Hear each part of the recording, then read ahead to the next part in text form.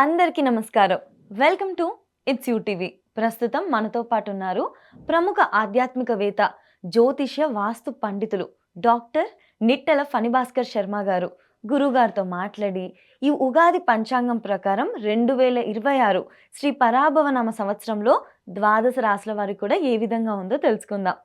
నమస్కారం గురుగారు. నమస్కారం. శ్రీ పరాభవనామ సంవత్సరం మరి మకర రాశి వారికి ఏ విధంగా ఉంది గురుగారు 2026లో? మకర రాశి వారికి ఈ సంవత్సరంలో ఆదాయం 2, వ్యయం 8, రాజపూజ్యం 1, అవమానం 2. మకరము చాలా ఇబ్బందిని అనుభవించినటువంటి రాశి గత సంవత్సరంలో. గ్రహణం కూడా ఏర్పడింది. ఆ గ్రహణం కూడా వీరికి అష్టమ స్థానమందే ఏర్పడింది. అలాగే ఏలినాటి శనిని అతి ఎక్కువ కాలం అనుభవించినటువంటి రాశి మకర రాశి. సాధారణంగా 7.5 సంవత్సరాలు ఉంటే వీరు 8.5, 9 సంవత్సరాల పాటు దాన్ని అనుభవించారు. అలాగే ఒక మాయ కింద వెళుతుంది జీవితం. 2020కి ముందు, 2020 తర్వాత. 2020 తర్వాత మకర రాశి వారికి ఆశించినటువంటి గ్రోత్ లేదు. అడపాదడపా అవకాశాలు వస్తూ ఉన్నప్పటికీ మకర రాశి వారికి గ్రోత్ ఎందుకు లేదు అంటే, మీరు గమనించండి, ఏదో వేరే దేశం మీద అణుబాంబు వేశారు. వేసేస్తే అక్కడికి అది పాడైపోయింది. కానీ దాని నుండి అది రికవరీ అవ్వడానికి ఇప్పటికీ కూడా టైం పడుతూనే ఉన్నది. అలాగే శనేశ్వరుడు గురుడుకి సంబంధించినటువంటి యుతి ఉన్నది 2020వ సంవత్సరంలో. దానివల్లే మనకి కరోనా వచ్చింది. మకర రాశిలోనే అది ఏర్పడింది. అతిచార గతే జీవౌ శనౌ వక్రత్వమాగతే హాహాకారాం జగత్సర్వం దుర్భిక్షం క్షామడాంబరం. అంటే దానికి బీజం ఎక్కడ పడింది? శని అతిచారంలోనూ గురుడు వక్రంలోనూ ఉండగా మకర రాశిలో వారు కరవగా, మకర రాశిలోనే షష్టగ్రహ కూటమి ఏర్పడగా ఈ కరోనా దగ్గర నుండి అన్నీ మనకి ఇబ్బందులు వచ్చాయి. అంటే అది ఏర్పడ్డటువంటి, ఆ బీజం పడ్డటువంటి రాశి మకరం. అందుకనే వీరికి అనేక రకాల సమస్యలు, అనేక రకాల ఇబ్బందులు. దానికి తోడు ఈ సంవత్సరంలో అష్టమంలో గ్రహణం పట్టడం అనేటువంటిది అంటే వీళ్ళని చాలా నీరసించిపోయేటువంటి విధంగా ఈ గ్రహస్థితి తీసుకువెళ్ళింది. మరి ఇప్పుడు ఈ సంవత్సరంలో ఆశాజనకమైనటువంటి విషయాలు ఏమున్నాయంటే, ఒకటి ప్రధానంగా గురుబలము. వీరికి గురుబలం లేదు చాలా కాలంగా. ఈ సంవత్సరంలో సప్తమ స్థానానికి గురుడు వస్తున్నారు. అలాగే ఏలినాటి శనిని దాటేయగలిగారు. తృతీయ స్థానమందు శని ఉన్నారు. అలాగే 2వ స్థానంలో డిసెంబర్ నెల వరకు రాహు ఉంటారు.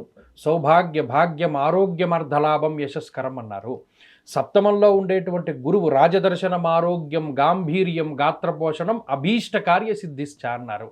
అంటే మీరు గమనించండి, ఎంతైతే వీళ్ళు అణిచివేయబడ్డారో, అంటే గ్రహస్థితి వల్లనే ఎంతైతే ఇబ్బందులు పడ్డారో ఆ పడ్డటువంటి దాని నుండి మరలా బౌన్స్ బ్యాక్ అవుతారు. మీరు ఏదైనా ఒక స్ప్రింగ్ని ఇలా ప్రెస్ చేశారనుకోండి, అది ఎంతైతే బలంతో నొక్కబడిందో అంతకన్నా డబల్ పవర్ తోటి పైకి వస్తుంది. అలా బౌన్స్ బ్యాక్ అయ్యేటువంటి టైము ఈ మకర రాశి వారికి ఈ సంవత్సరం. రాజదర్శనం ఆరోగ్యం గాంభీర్యం గాత్రపోషణం. ఎవరికైనా ఎప్పుడు గంభీరం వస్తుంది అంటే, గంభీరంగా ఎప్పుడు నిలబడగలుగుతాడో, వాడికి వెనకాల ఏదైనా ఒక సపోర్ట్ ఉన్నప్పుడు, లేదా వాడికి ఏదైనా ఒక ఎసెట్, ఒక బలం ఉన్నప్పుడు, ఒక రకమైనటువంటి సపోర్ట్ ఉన్నప్పుడే వాడు ధైర్యంగా ఉండగలుగుతాడు. లేకపోతే మేకపోతే గాంభీర్యం ఎక్కువ కాలం ఉండదు. మేకపోతే గాంభీర్యం అంటే ఏమి లేని దానికి కూడా వాళ్ళు ధైర్యంగా ఉన్నట్టు కనబడతారు, కానీ లోపల ఏమి లేదు డొల్ల. కానీ ఈ రాశి వారికి ఏమైంది? సప్తమంలో ఉండేటువంటి గురువు, అందున కర్కాటక రాశి యందు ఉచ్చక్షేత్రమందు ఉన్నారు కాబట్టి గోచారంలో అది బలమైనటువంటి స్థానము.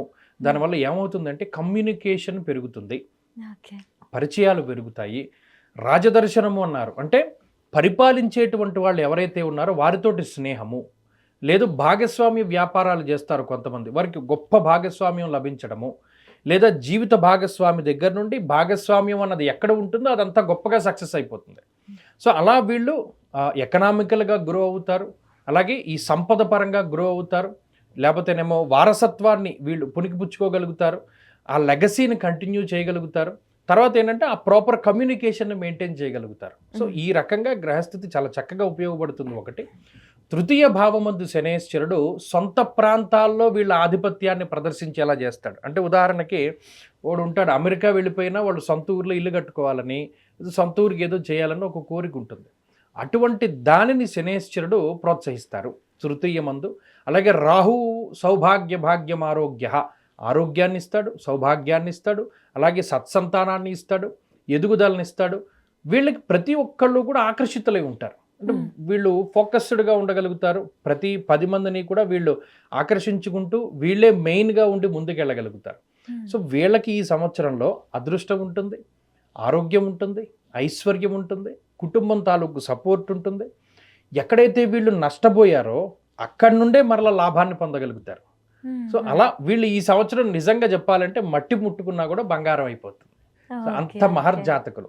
దీనికి అదృష్టం తోడైతే, అంటే జాతకంలో ఉన్నటువంటి దశాంతర దశలు కూడా తోడైతే వీరికి ఇది మరింత రాజయోగంగా ఉంటుంది. కొంతమంది ఏమంటారంటే, ఏమంటే మాకు గోచార పరిస్థితులు చాలా బాగా చెప్పారంటే మీరు, కానీ మాకంత రిజల్ట్ కనబడడం లేదు అని అడుగుతూ ఉంటారు. దానికి కారణం ఏంటి అంటే, జాతకం బాగా లేకపోతే మనం ఏం చేసేది లేదు. ఇప్పుడు మన దగ్గర ₹1,00,00,000 బండి ఉంది, మీ దగ్గర, నా దగ్గర లోనానే ఉంది. మన ఇద్దరం గతుకుల రోడ్లో వెళ్తే నేను ఎంత స్పీడ్లో వెళ్ళారో మీరు అలాగే వెళ్తారు. మీ బండి తాలూకు పవర్ తెలియాలి అంటే ఒక హైవే వెళ్ళాలి, హైవే పడాలి. సో హైవేలో నేను గతుకుల రోడ్లో ఎంత వెళ్ళానో హైవేలోనే అంతే వెళ్తాను. కానీ మీరు హైవేలో స్పీడ్ వెళ్తారు. అక్కడ హైవే అనేటువంటిది ఒక దశ, జాతకము, ఇది గోచారము.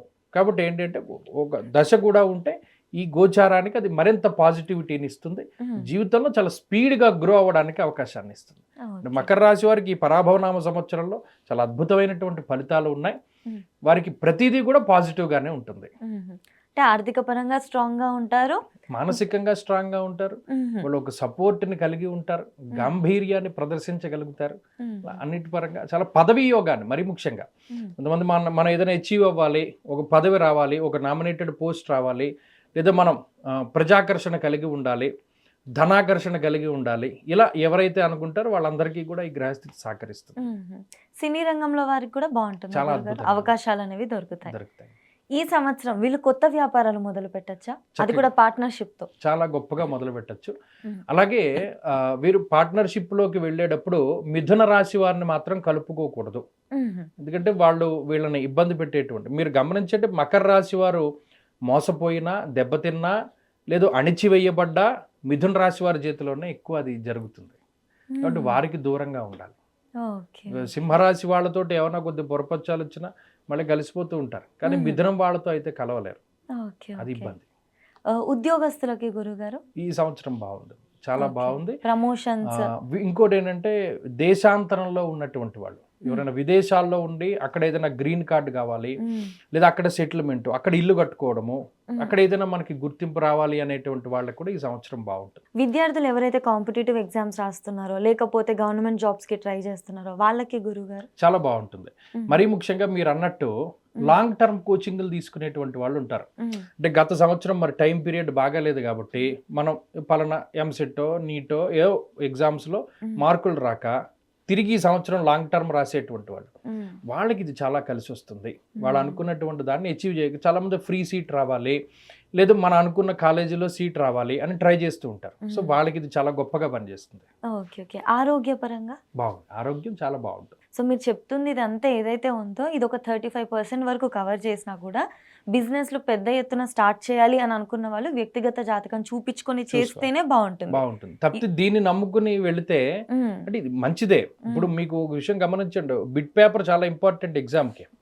ఆ బిట్ పేపర్ వీడు 100% రాసేసాడు అనుకోండి, 35 పాస్ మార్క్ వచ్చేసింది.